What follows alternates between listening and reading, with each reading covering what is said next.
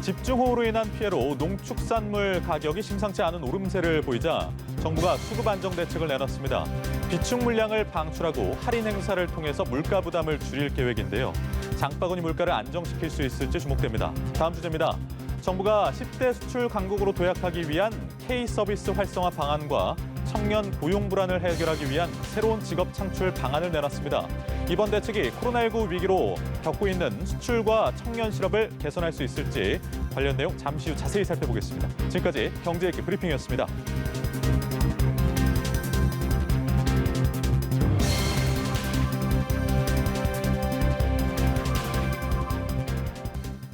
네, 좀 더 자세한 내용 김대호의 경제읽기에서 살펴보겠습니다. 오늘도 김대호 박사 나오셨습니다. 어서 오십시오. 네, 반갑습니다. 네, 박사님, 저희가 이 집중호우로 인한 채소값이 들썩이고 있다는 점 다뤄본 바 있는데요.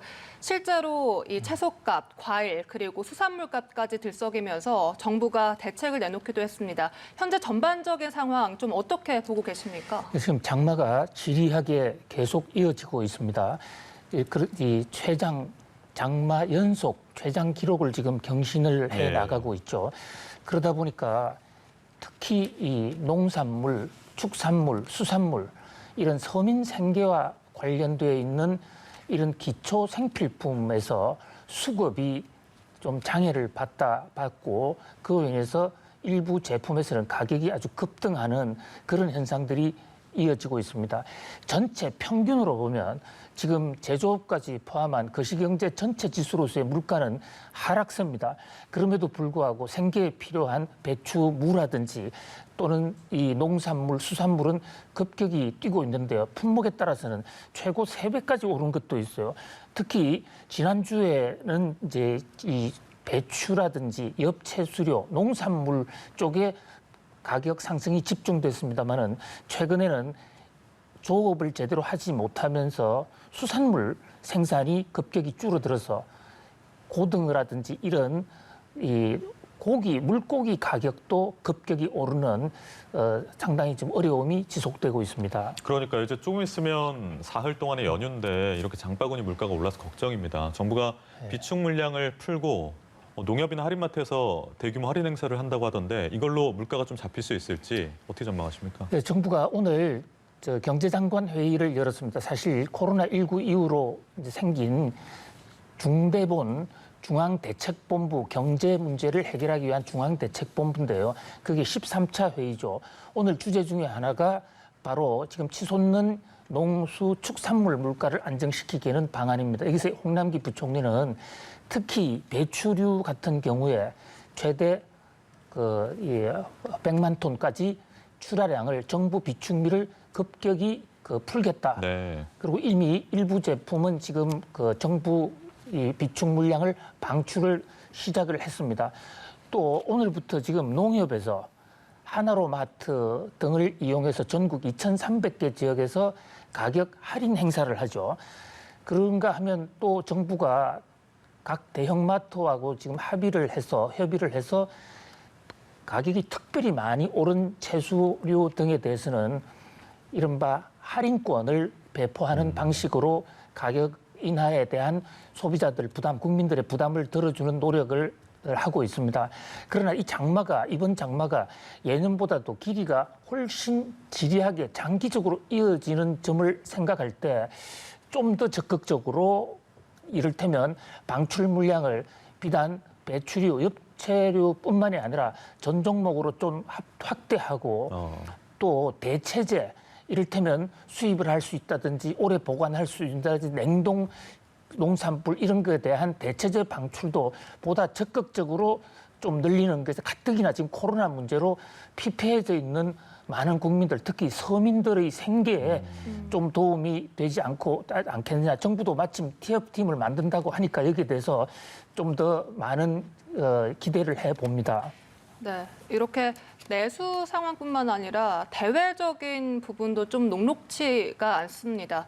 이 수출이 코로나19로 인해서 급감을 하고 있으면서 정부가 또 이에 대한 대책도 내놨습니다. 바로 K 서비스라고 이렇게 명명을 하면서 이제 6대 산업을 좀 육성시키겠다라고 방침을 세웠는데 어떤 내용인지 좀 자세히 살펴주시죠. 그렇습니다. 어저께 OECD라는 경제협력개발기구에서 한국 성장률, 적어도 올해 성장률은 37개국 중에서 가장 높은 1위로 올라갈 수 있을 것 같다라는 것을 우리 소개해드리지 않았습니까? 예.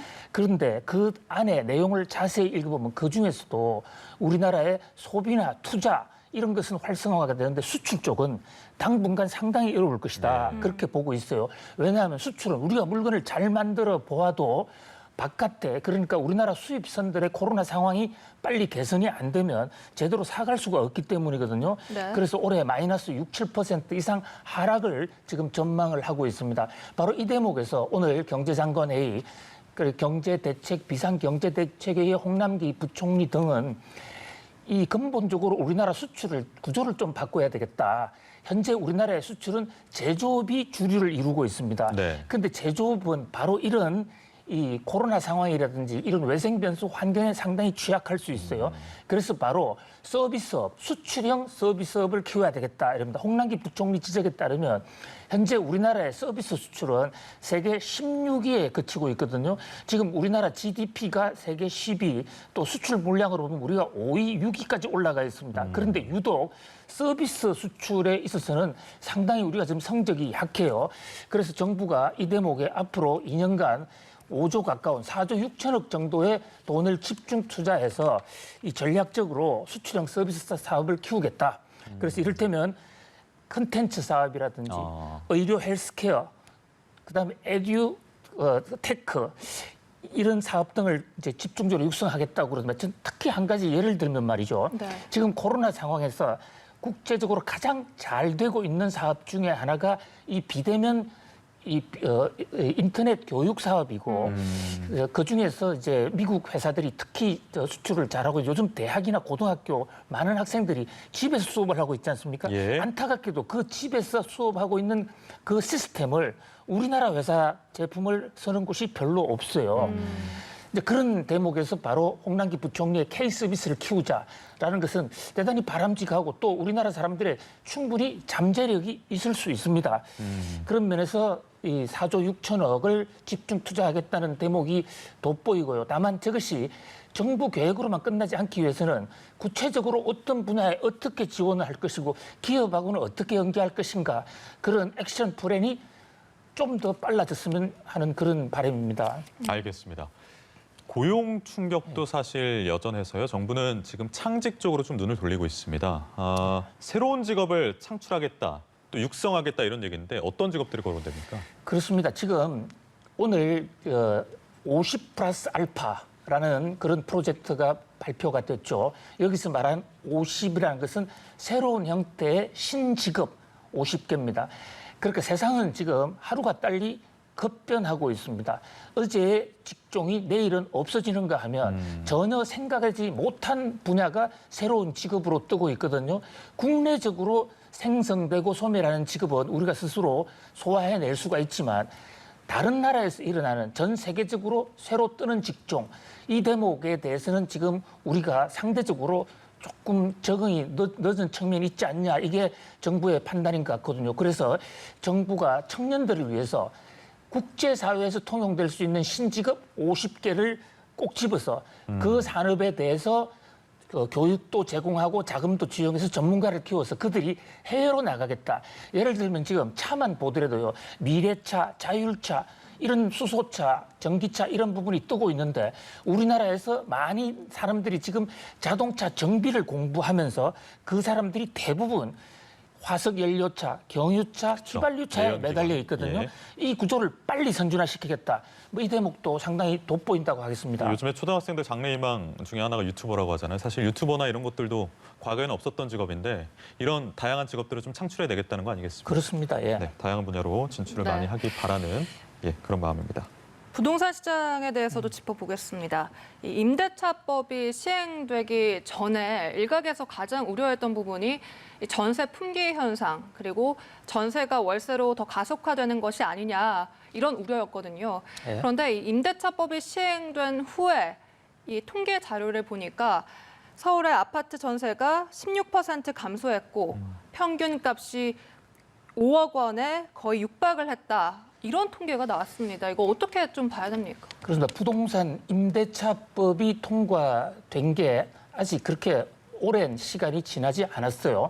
그래서 이번 통계는 그 직전 상황까지 같이 감안한 것으로 보이는데 어쨌든 서울 지역에서 지금 전세 매물, 그러니까 전세를 내놓겠다는 그런 매물 공급이 16% 감소했습니다.